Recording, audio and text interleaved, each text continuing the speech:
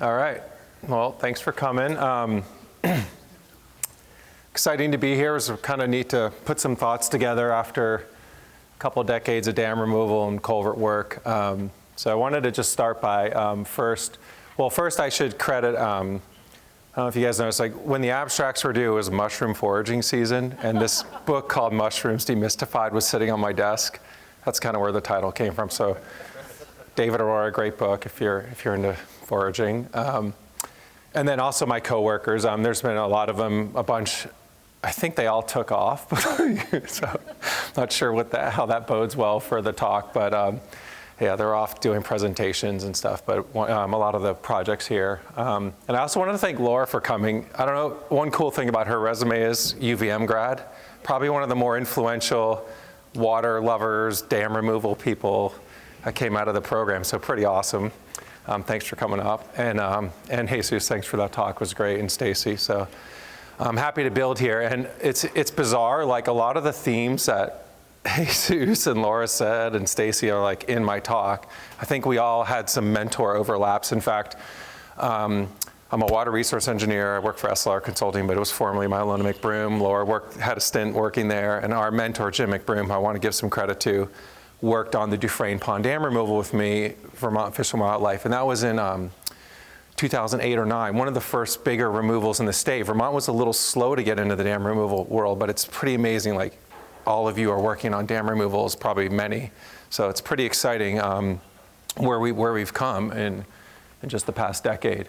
One of my tasks for today, I was asked to say, to kind of break down the design phases and steps, and like there's a lot of like prelim, 30, 60%, that whole mumbo jumbo. So I'm gonna try to like talk through that. And then really what I wanted to do was give some like design tips just from over the years of doing a bunch of dam removals, of like key things that like where sometimes engineers like falter and don't do well on the plans and stuff, which I still do today, so always learning. So we'll get started. And also I would say, feel free to just interrupt if there's something on a slide you don't understand. If you have big questions, we'll do them right after the end. And I think we'll have a little bit of time to talk. So, and if you have anything to add, please feel free. So I wanted to start with a couple examples from Vermont of these design steps. This is the Clean Water Initiative program where they define like what a 30, yeah, you can barely see that, what a 60% and 100% prelim and final design steps are. We heard a little bit about what's the vision for the project, and what's the point of design first? You got to tell people about the project, which I'm not sure an engineering plan is really the way to do that. And then you have to get a permit to do something, and then you got to build it. Right? That's really all we're doing. And I'd say the first thing I would say is, we're all supposed to be in silos. I'd actually rather be in a different talk right now. There's a lot of great talks going on. But something that's really important is trying to be flexible. I love Laura's idea about being simple in your design, right? Because things change in the field. It's kind of ironic because we're trying to create complexity in the field, and we want to do it in the most simple way possible. And a lot of these things sort of push us into these steps, whether it's funding or regulatory, that we have to follow. So kind of want to kind of talk about all that with you. The CWIP, the Clean Water Initiative program that does a lot of funding for our projects, says, what are the challenges and the conceptual approaches, and get the design 10% complete. And that's really about the vision. And I think constraints are where you start, right? You got to know, are you dealing with a sewer pipe, or are you dealing with like a head cut, or is it just out in the pucker brush and you can just yank a dam out in an old fire pond and you're good to go? Or do you have like major infrastructure, roads, railroads, et cetera, which you all know about? And it gets this preliminary step, it's like 30 and 60 design, and then we have our final step, which is a 60, 90, and 100, and that's part of their funding. This is that dam removal guide that's sitting on the table, right? And I just wanted to show this. It's not a lot on the breakdown of the design steps, but they kind of put these in the bigger context of what these projects look like. And Laura showed that big flow chart. And really, the design step is kind of in here, right? The construction, and then the monitoring, and the development. And then this is kind of another one I really wanted to just talk about briefly. This is from Watersheds United Vermont and their grant guidance. And the thing on the right is something all of us are doing as part of our projects, the deliverables, right? A preliminary design, 30%, 90 and 100%. And they give some pretty interesting guidance. I think I worked on this a little bit and it went off and came back and landed on this table of preliminary design to restore hydraulic connectivity. They just kind of give the definitions, which really don't say exactly what's in that project. And that's kind of where I wanted to pick up. Right? What exactly are these steps? And I basically went through about 50 dam removal projects really quickly, looked at some plans, and said, what does that first step look like, and what does the last step look like, and all the ones in between? And I just wanted to show, like I said, the way I set up my slides, I'm going to blab a few key points, but they're really for you to go back to and kind of really dig deeper if you want to. And so what I did on this table was the typical design steps in bold, and then really what I think the design is. Sometimes you're really light, sometimes you're heavy, so these are kind of the ranges of those percentages I see, and then often what we call them, the names are varying. And then the description is really like our thought of like what needs to happen at that design step, right? So sketch design is something you're just starting to create an initial vision. There's limited thought, you're putting some marks on the paper. And in concept, you're really finding those constraints. That's often where we start, because it sends you down two completely different paths. If you're in the middle of Northfield working with sewers all around you and roads and bridge footings, you're going down a different path than if you're up in Shrewsbury in a remote area working on a project. And I'm going to show you some examples. And so really you're thinking about the footprint. The profile is key. I want to echo what Jesus said for dam removal and passage jobs. So we really try to understand some things about the profile, because that really brings in the sediment. And really, as you all know, dam removal is mostly about sediment management, and that's a big driver of the risk and the cost of the projects. So they're kind of like, we're basically sediment managers, and we like to take the dams out, but as you know, on the projects, for big projects, the dam comes out, and it's really weeks of managing sediment, or usually the sediment's coming out and then the dam comes out in a second. And so that's sort of the concept, right? That initial profile, and oftentimes the funders are saying, how much does this project cost? And we're like, we don't really know yet, but you got to get them something to start fundraising for implementation money.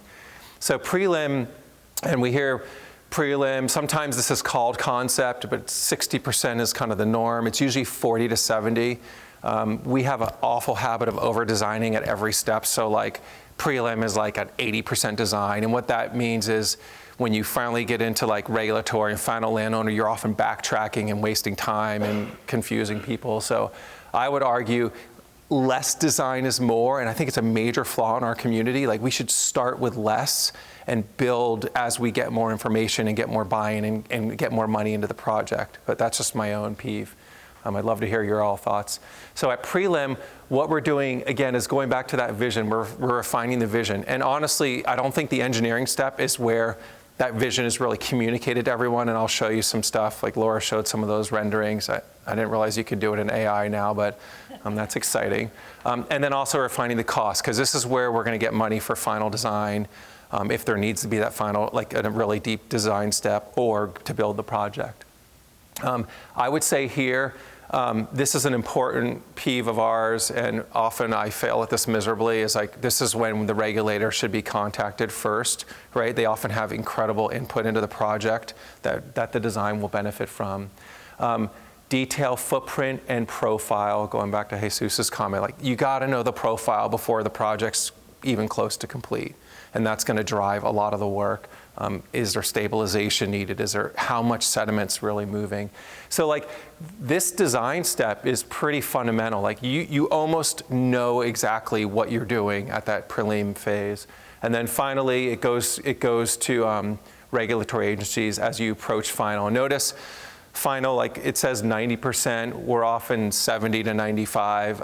Our experience has been in Vermont where people want complete plans that are almost exactly what's going to get done, that no major changes on plans going to permits, because then you're going to have to resubmit and keep resubmitting until those are finalized. So something we learned early is try to get those plans as finalized for permits. But again, the regulators have already usually had input by the time finals on that plan. And really, it's getting those permits, but also showing the landowner, like, finally what the project's going to look like, so they're really committed to the project, not surprised when construction happens and that head cut moves, like you said in my question. And then finally, getting the feedback and 100%. And you see, this is like a small. Can you see that?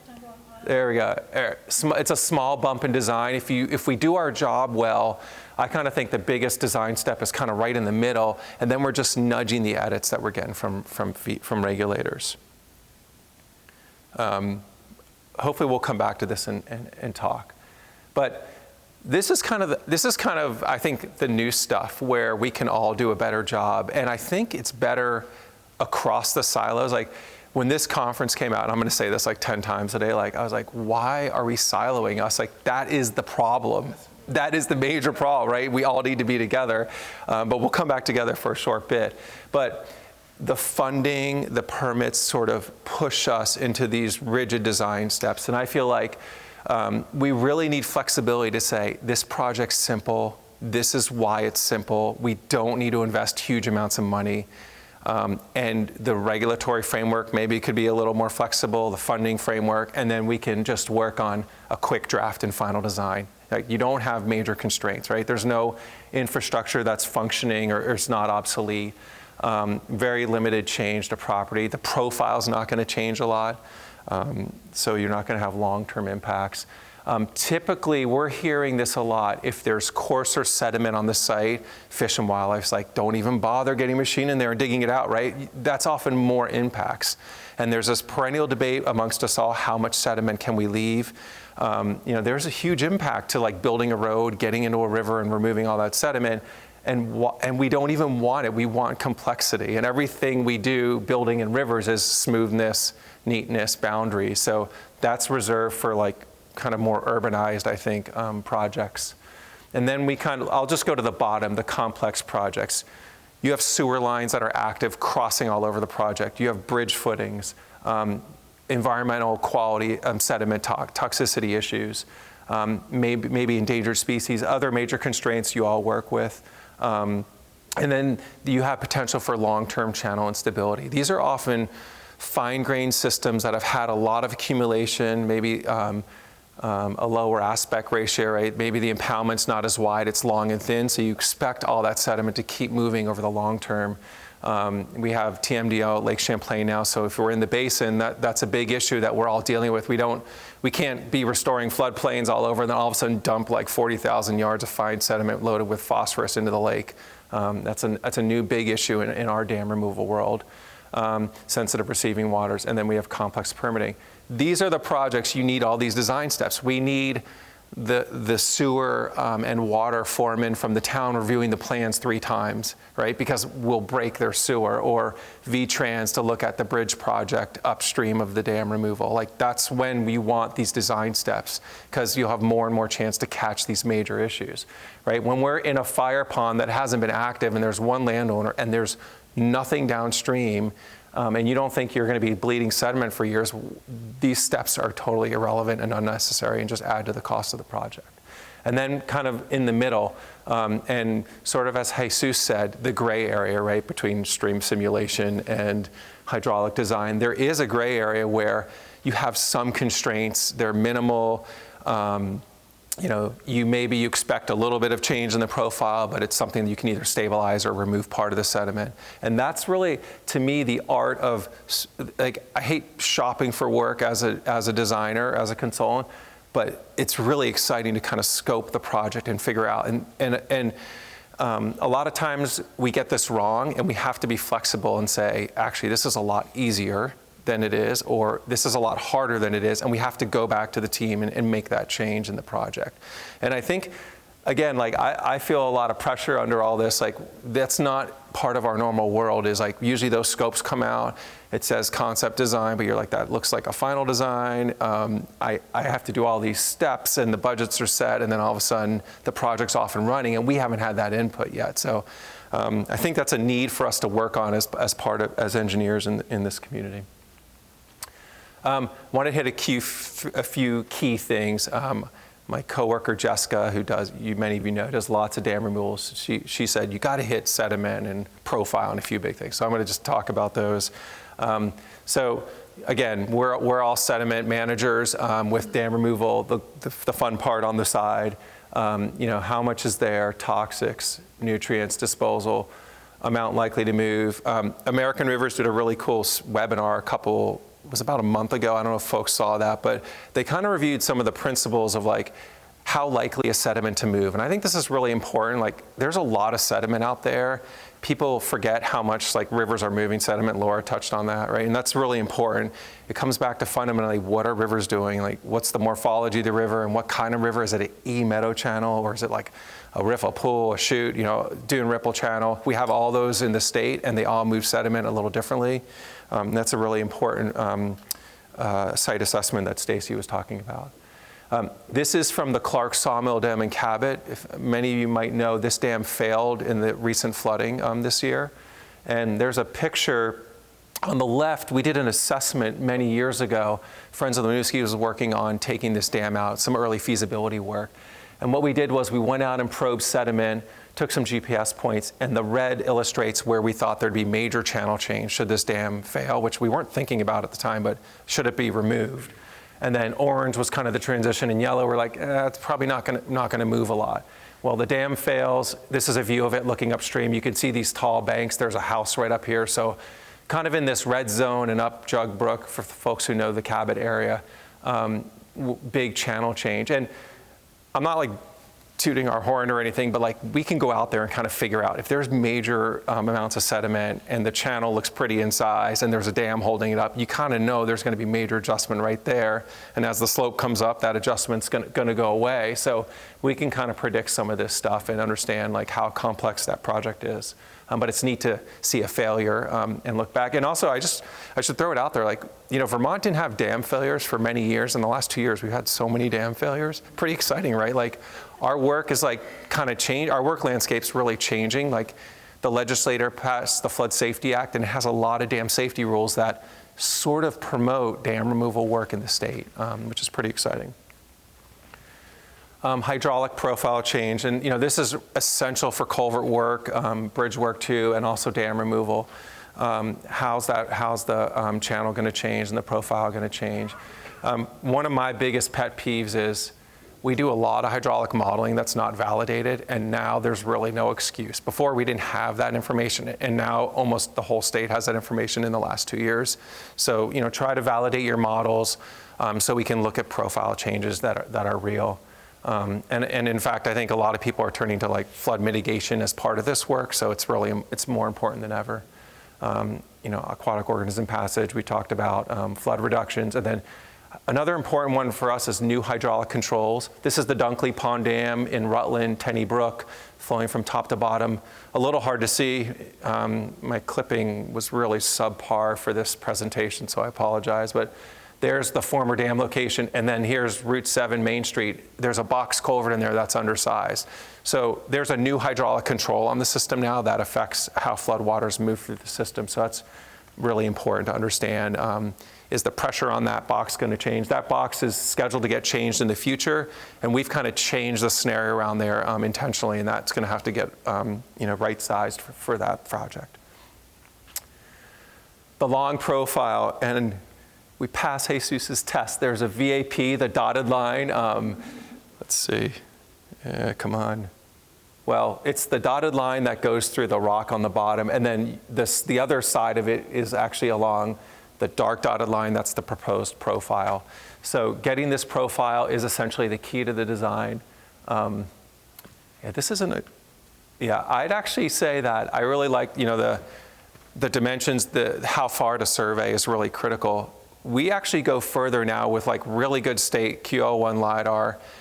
If you have a riffle channel or a channel that has shallow areas, you can really position this in miles of it. And sometimes that context is really valuable for culvert, bridge, and dam removal projects. So I don't know, I don't think it's the next slide, but I'll have one that I'll show you like that positioning.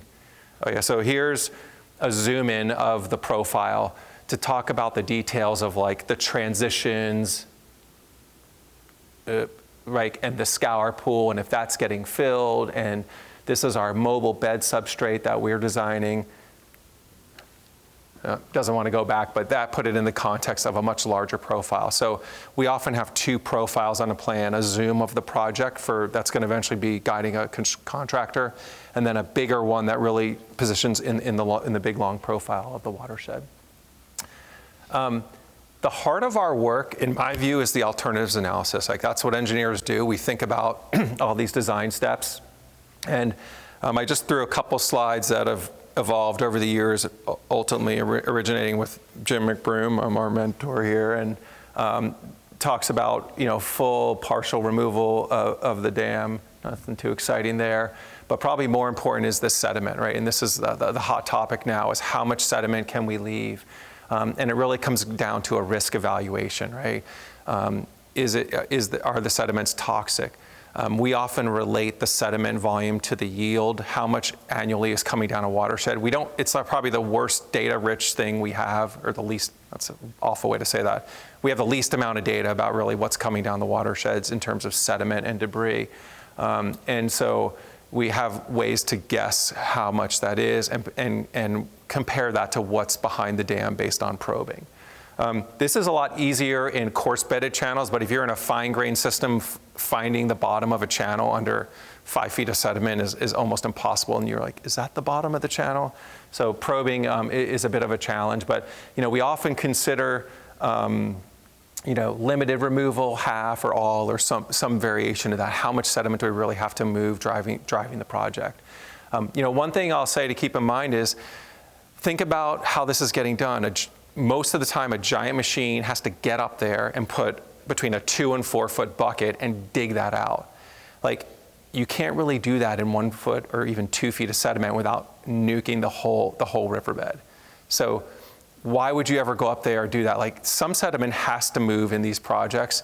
Really, when you get like to the 4+ feet and you have a lot of fine sediment, digging that out might become the reality. But a lot of times, I feel like we're over removing sediment.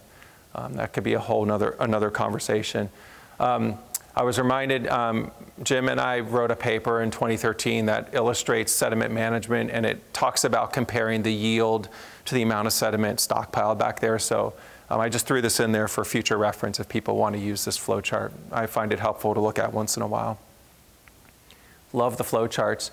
And then, again, performing an alternatives analysis. And this is like not way too much for you to digest, but I just wanted to show an example how we look at different amounts of the dam removal, different amounts of sediment removal, and then try to understand, this one had retaining walls we had to consider, but we also have, like, if there's a utility piece, like, do we armor the utilities? Do we move the utilities? Like, think of all the different aspects.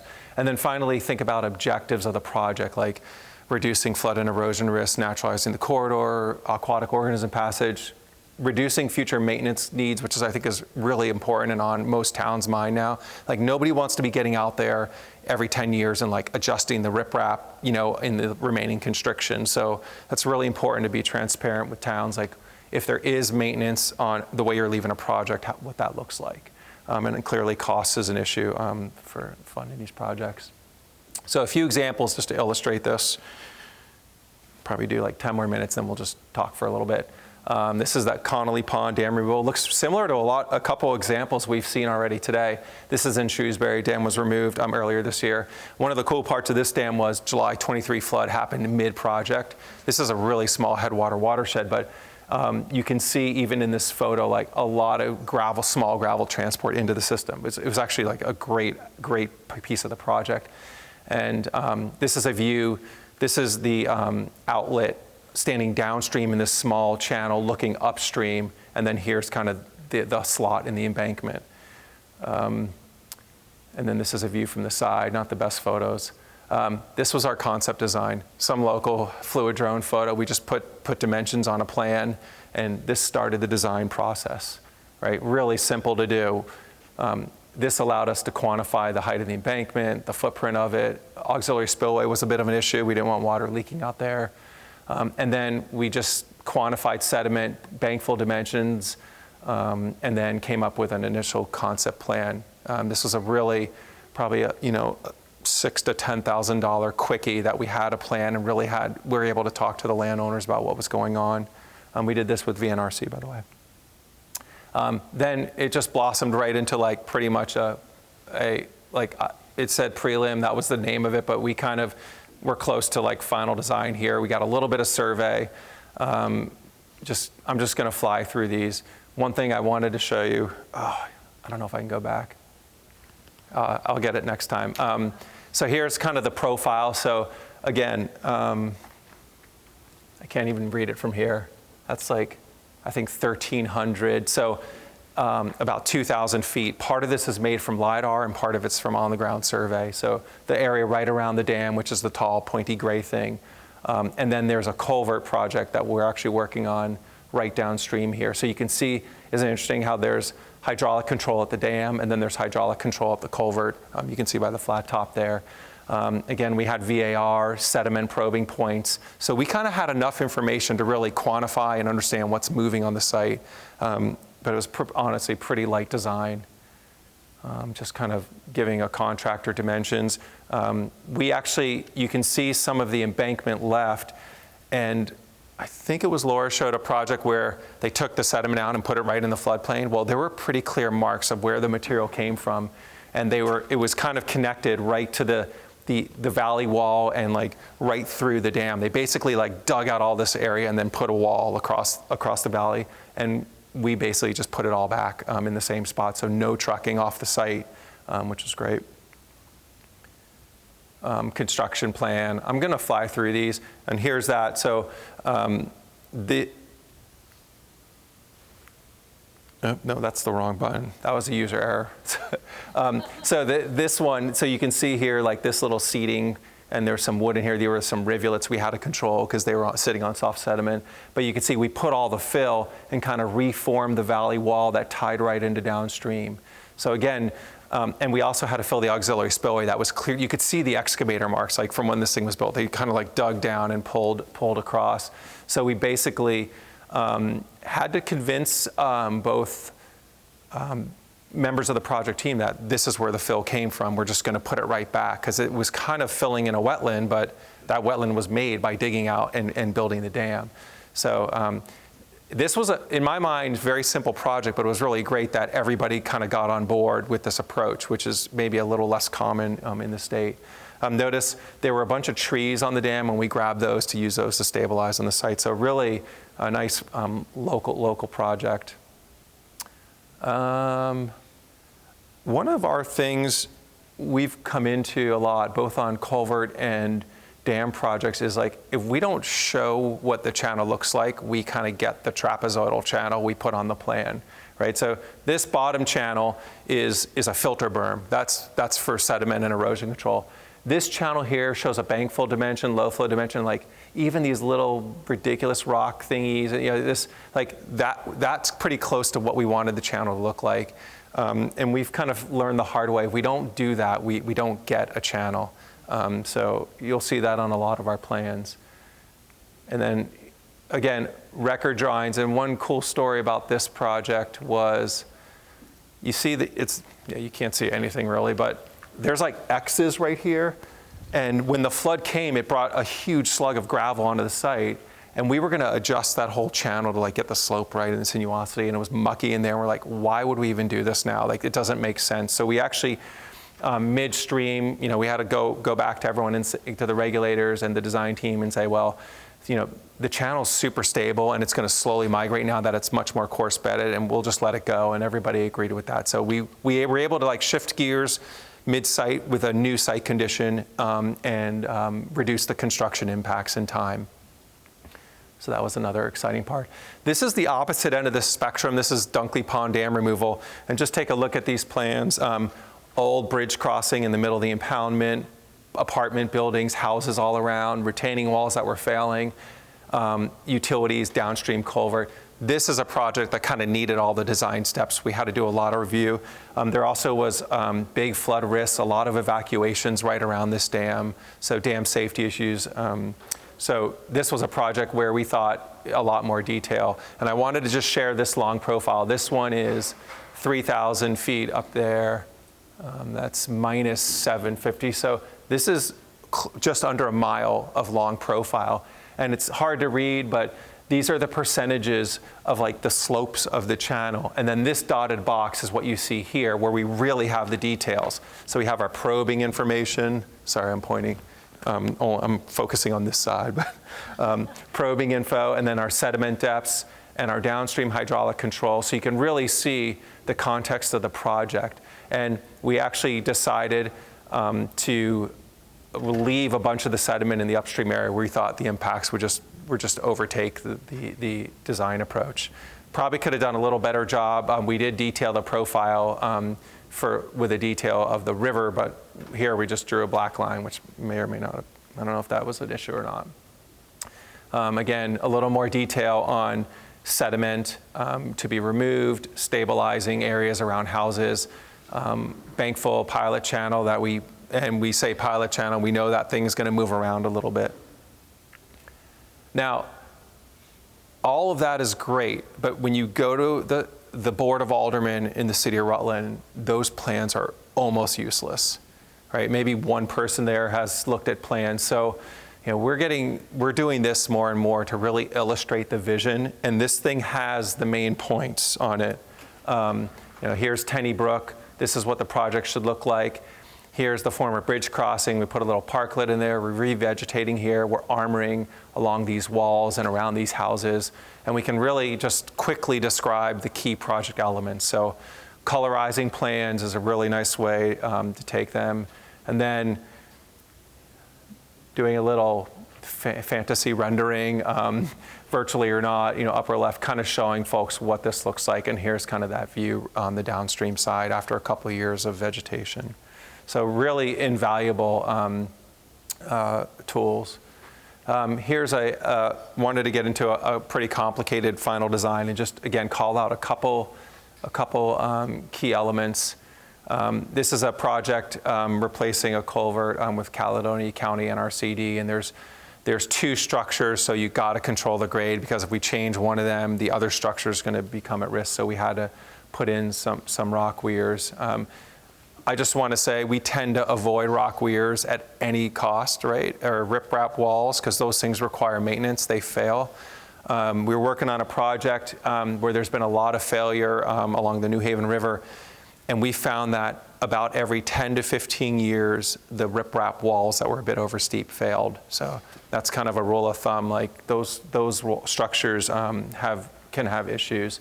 And again, for our culvert project, like really specifying a low flow channel, sediment, bankful channel dimensions, and how those fit in the structure, right? Because contractors need to know how to build this thing typically before they even get to the structure piece. So that's something we've learned. Here's a detailed profile. Again, a little hard to read. You can see the two structures and then the required grade control, because only one structure is getting worked on at a time. Construction plans, and again, you can go back and look at these. And again, these sections are really critical to illustrate what's going on in the culvert. One thing I didn't show in here is that we often design, when you have constraints, an immobile layer in the bottom of the culvert as well as a mobile layer. Try to communicate that these features are going to move through the structure in a big flood. So we often have two specifications. Some structural details, just fly through those. And here's kind of where all that's put. So whether you're doing a quadrat and the percent breakdown of the particles, or a pebble count, or you're doing a gradation analysis by collecting samples, having that information is really critical. And that's also in the stream simulation design that Jesus talked about. So again, really detailing what that channel should look like in the section. And then, again, going before the public or landowners or the community, trying to illustrate that in a way that's really widely digestible is the key. So it's ironic we all have to deal with plans, but when we really want to talk about the project, it's probably a different tool that's better. Another rendering of that. So just a few thoughts to wrap up, and then we can open it up. I'd love to hear any comments or thoughts.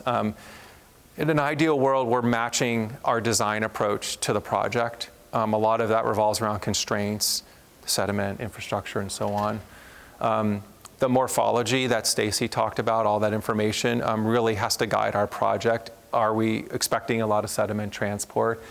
You know, there's really limited excuse in Vermont. Most of our streams that we work on have like an incision ratio, a channel evolution stage. That information is just sitting there. So start in the database, grab all the geomorphic data you can, and then even at the state, like the river scientists will go out and do that information if we don't have it, if you don't do that work. So it's super easy in Vermont to get this information.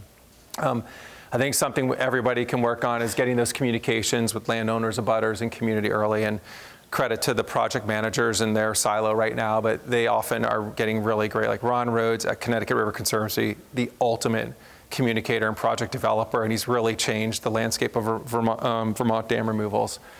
Takes the most controversial projects and makes them like a celebration of river. It's pretty spectacular thing to be a part of.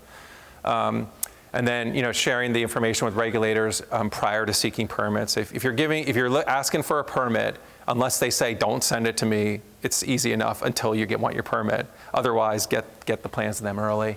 And I think the hardest thing is try to be flexible. And I wrote make field changes as new information's available, but it's really about even the scoping for us. Like we're setting a project up in the beginning and we have to follow through that. And sometimes you have to change that as you learn about the project, more information. And then finally, and we'll talk more about this, and we've heard this, but it's really a team, right? It's from the contractor to the manager, everyone in between, like you have to be a team. Everyone's got personalities, but it takes all of us to kind of get that done. So I think that's it. Yeah, thank you very much.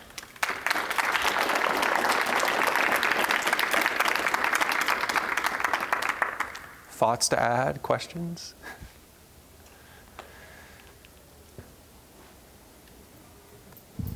This is going to be hard. No. Hey, Roy, thank you. That was great. I'd like to hear a little bit more your thoughts about pilot channels, planning for a pilot channel, decision or considerations that you take in to design or not design a pilot channel through the reservoir, and decision points that you could do, and then further, do you have any examples of like some adaptive management or changes in decision afterwards, or maybe during construction you remove the sediment and then make a decision afterwards? Anything like that about pilot channels and when to put in, when to not? It's a great question.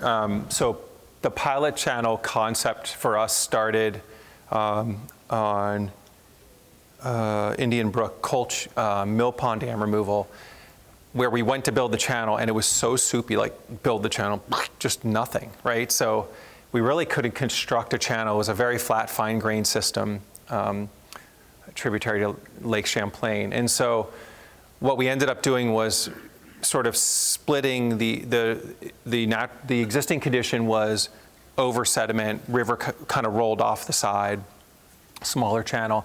And we ended up just making a mildly sinuous pilot channel because there were big valley walls, there were no real constraints on the site, and we just couldn't build it, and it was less impactful. And now the channel is kind of adjusting in that area. So that's kind of one end of the spectrum, super easy.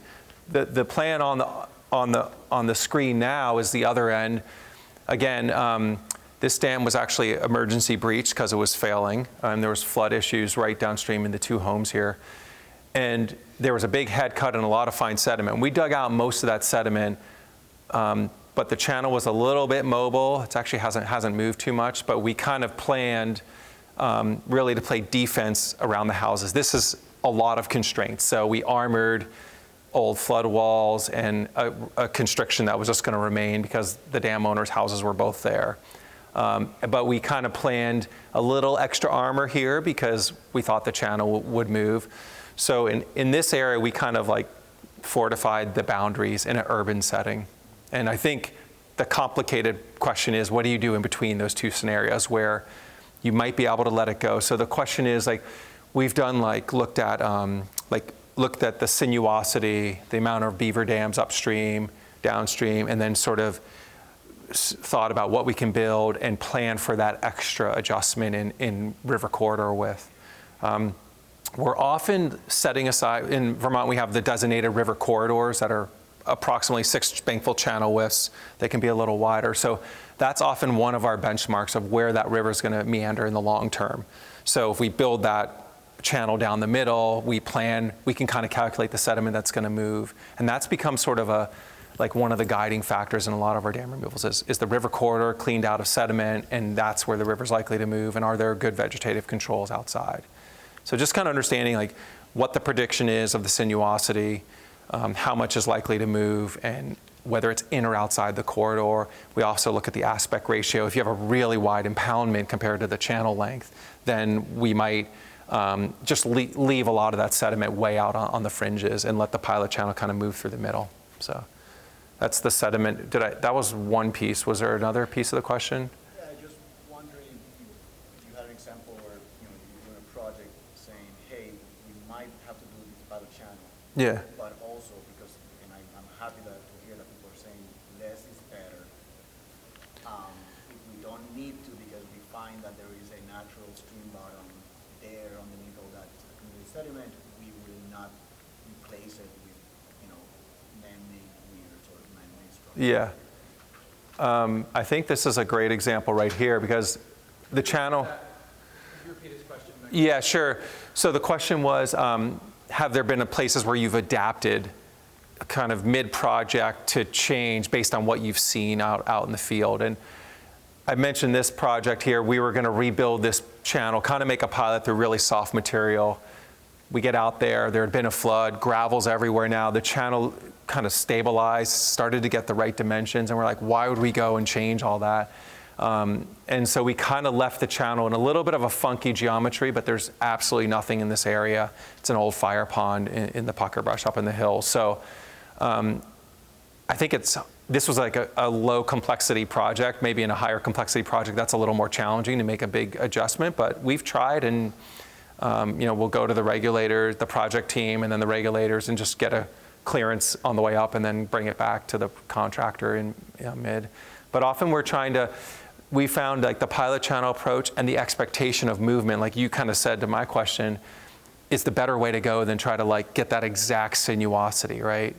We often don't set that right.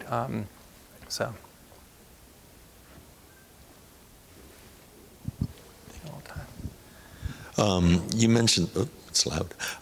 You mentioned sediment toxicity and disposal, sediment disposal. I just wondered if you could give us a little bit more about, looking at paper mills and rail lines with polyaromatic hydrocarbons. What determines the type of sampling you're going to take on and scheduling for that, or consequences of not scheduling it properly? Yeah. Let me jump back one or two. So it's a great question. I'm probably not even the best person for that. Like the most complex is you have a qualified environmental professional because like something's in there. Really hot spot of PAHs or PCBs. Then you're dealing with sediment management and either trying to keep it on the site, stabilize it, or moving it to a landfill if it's that toxic. The other end is you're in the headwaters, there's not a lot of risk, and you do a limited sampling and say, oh, we got a little bit of PAH, but it meets the Vermont residential background, we're good to go, we're not moving sediment. And then somewhere in the middle, we're hauling sediment, and it either has, in our case, it's usually PAHs on it, or something more toxic, and then you just have to sort of adapt. And it's kind of an important initial feasibility question because it really can drive the project cost, right? Some of the high cost projects we've heard about today, that sediment toxicity is one of the big drivers. So I think doing a little of the forensics and understanding what that risk is, and then understanding what are the opportunities. Like, it's kind of pretty well laid out in Vermont. Like if we're in an urban background area, which there are now designated spots, like the whole city of Rutland, city of Montpelier, where there's PAHs, but they're not super toxic, but they're kind of in that middle range where we live around them. They originate from burning, and then there's derivatives from stormwater that get into the sediment. It just makes it a little more challenging to find places to put that sediment. The thing I would say is, contractors who bid on these jobs often are very creative and have either different projects in the same area where they can put them, or have pits that are registered or in these blobs where they can store that sediment. So sometimes it comes down to who's going to do the work, or reaching out to a local contractor and seeing if they have a spot to put that material in, to kind of, even in some of your early design steps, to start to get that resolved.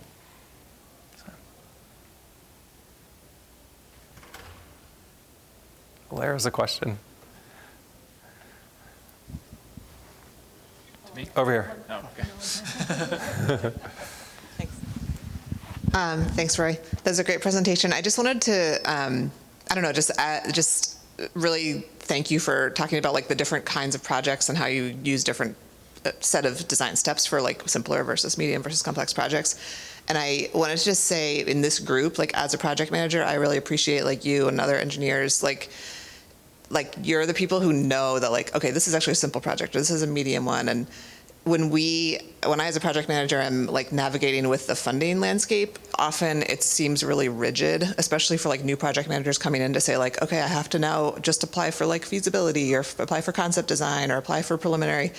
And I think I just like really love the way that, I don't know, in the past I've been able to like collaborate like with you or with other engineers to be like, I'm going to actually try to push back a little bit on that and say like, I'm just going to go straight for final design for this because it's a culvert project or something. I don't need to do preliminary design for that. So I think that's a really important role for the engineering community to play in this funding landscape with project managers who are often like at nonprofits and things like that. So I think I don't really have a question, but just really appreciate that you're sharing that and like just emphasizing the importance of that role, because I think otherwise we can get into this like really frustrating cycle where we're just kind of like, a project takes like way longer than it needs to, years longer, way more expensive than it needs to be, uses public funding in an inefficient way. And I just like, we have to all as a community continue to like push to be like, okay, what is the actual value with actual complexity here? Let's just do it, get it done, rather than like getting into this weird cycle. So yeah, that's really important. So just wanted to thank you for that, and request that others kind of like also just know that that's an important role you play as like the technical people here. Yeah, no, that's a great point. And it's actually everyone, right? Like it's all of us, because you have to do things to simplify and compartmentalize, like, or else every project is new. So I get why those funding categories are there. But, and also like, I should say, like, we have maybe not done all those steps and gotten funding through Watersheds United. Like there is some flexibility, but I think you may bring up a great point. If we can all keep doing that to fit the project, it's ideal. Yeah, I found that there is flexibility, but it's like it has to come from the people who are doing the project. Like it's not going to come from the funders. So like if I push back, I usually can, like, people are totally open to having that conversation, but it's not, the structure is set up in a certain way. So yeah.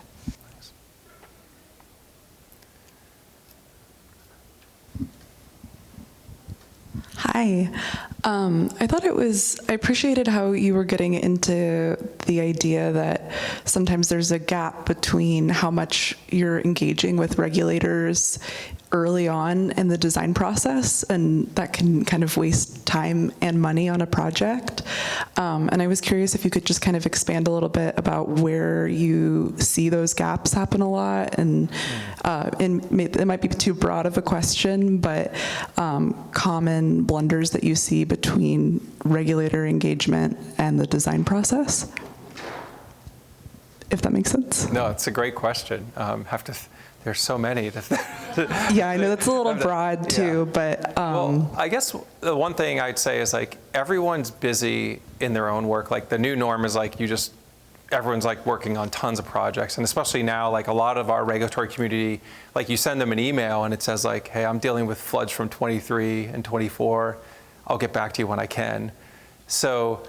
And I think this even applies to when we implement projects. Like the earlier you can reach out and like start, even if it's like, I have a picture and I'm like, hey, this dam's coming out, just want to get it on your radar. Like it just goes a long way. And I even like, if you talk with a contractor early in a project, it sets the stage for success later on. So I think that's kind of a big one, is just taking the time for all of us to kind of get into that, into the regulatory mind and queue.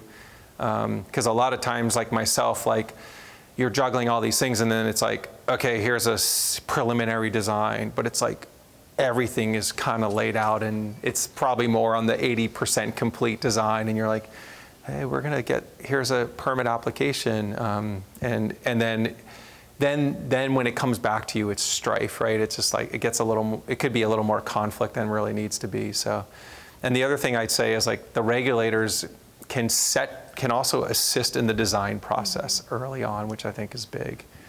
I don't know if I thought of any more blunders, but there's a lot. I mean, I could pick on Angela or someone. There's regulators. You got one, Laura? I would just add to that. I got such a loud voice. Does anyone? It's for the TV. Okay. Oh, it's for the TV. Okay. One thing I would add to that as one of the blunders is, if you're hiring engineers and scientists, they really need to be your advocates too. And I find there are big blunders when it's like the regulator says something, and the engineer is like, oh, okay. And yet that added $20,000 to the project. And then the regulators say something else. And the engineer or scientist is like, okay. And that's really not how it should be going. You should be having an advocate who knows the system well, who can say, well, but really that's gonna add 20,000. We're actually gonna have more impact on the system. We really think that this would be a better design and a better approach. And so if you are hiring someone who like rolls over too quickly, I definitely think you end up with a crappy design at the end. Yeah, that's a good one. That actually just reminded me, like, sometimes you get feedback, and then it's like Laura said, okay, like, what do you do? And then my coworkers are really good. It's like, we gotta get on site and have a meeting. We gotta like go to the site and talk about the sediment that's full of vegetation that we don't wanna remove, that's in the impoundment. And here's the corridor, and here's why. Like, seeing it on the site and having big meetings. And I'm coming off a project that we did where we had several site meetings, and it was like, oh man, it's more. And we ended up like having to invest more time in that, and it's stressful. But in the end, the project got built and it's awesome, and everyone's happy because we had those like 3 on-site meetings. And even though like it probably, the funder was very gracious and said, hey, we know these are extra, we'll support that. And it was a bit of a change, but it was the way to resolve the problem. So sometimes you have to like forget the strife and the cost and just do what you got to do to get it to work, and it doesn't often fit in our project models in our minds or the structure of the project. So.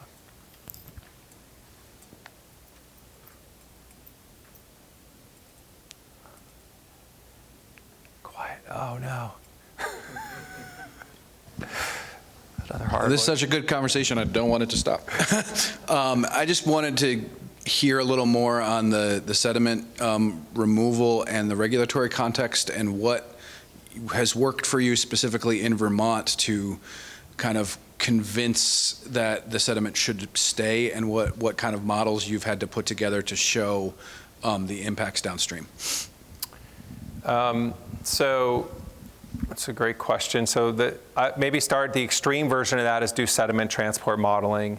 Understanding the volume really well, which in itself is quite complicated to like do really good probing and have a lot of confidence in many river systems of how much volume is there. So I think also communicating the confidence of like your probing measurements, right? If we're in a flat, fine grained system and I'm sitting over 10 feet of sediment with a 14-foot steel rod and driving it down there, like, well, how do I really know where the bottom is?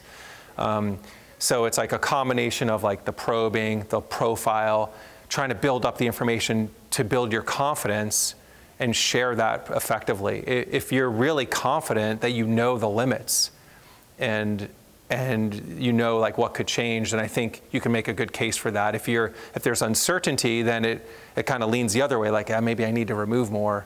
I think the field data and really communicating the quality of that field data and your comfort with it, connecting it to the morphology of the channel, like what kind of stream are you dealing with? What's the expected slopes and sinuosity?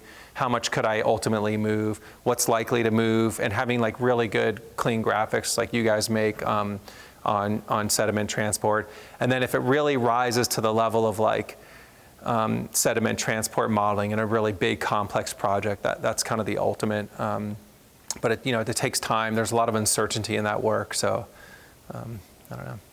I'm not sure if that was a very clear answer, but good. All right. Good. All right, we're going to draw there. If anybody wants to talk, love to talk dam removals all day. And thank you.